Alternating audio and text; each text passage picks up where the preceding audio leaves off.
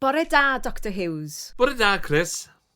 Mae'n braf ond yw i. Ydy wir, Dr Hughes. Mae'r haul yn gwenu. Ddylwn ni ddim bod wedi gwisgo siwt mor drwchus. Dwi'n toddi. Mae'r ffenest ar agor yn eich swyddfa chi. Tynnwch eich siaced a'ch tei chi ac eisteddwch o flaen y ffenest am ychydig. Diolch. 11 yn barod? Ble mae'r amser yn mynd? Ydy'r post mae eto? Ydy, Dr Hughes, ers hanner awr wedi 8. Mae llawer o lythyrau heddiw. Os rhywbeth pwysig ynddyn nhw? Nac oes, a dweud y gwir. Os rhywun wedi ffonio?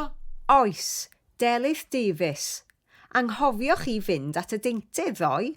O, dyle ti fod wedi fy atgoffa i. Byddai'n rhy brysur yr wythnos yma.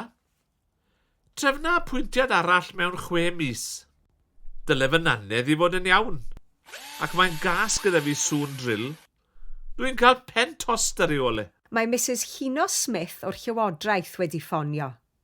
Byddan nhw'n dod yma bore llun nesa i drafod y ffurflen gais am grant i'r ysbyty gyda chi. Amhosib.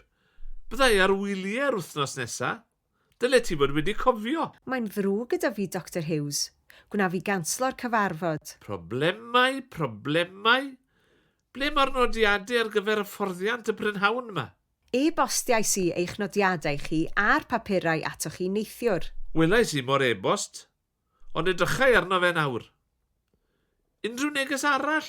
Wel, ffoniodd Gareth yn gofyn dych chi wedi bwcio tacsi i'r maes awyr eto. Dyle ti fod wedi sôn am hynny gynta. Wyt ti'n gallu ffeindio'r rhestr o'r rhifau ffôn tacsis i fi nawr? Ar unwaith, Dr Hughes. Neu ffonia di nhw. Rhaid i ni fod yn y maes awyr erbyn 7 bore fori. Dim problem. Rhaid i fi edrych ar y nodiadau nawr. Byddai yn rhy brysur i siarad y neb ar y ffôn, ond dylwn ni fod yn barod am baned mewn hanner awr. Erbyn amser cinio fori, byddai yn Barcelona. Diolch, Chris. Rwyt ti'n gofalu amdana un dda iawn. Croeso, Dr Hughes.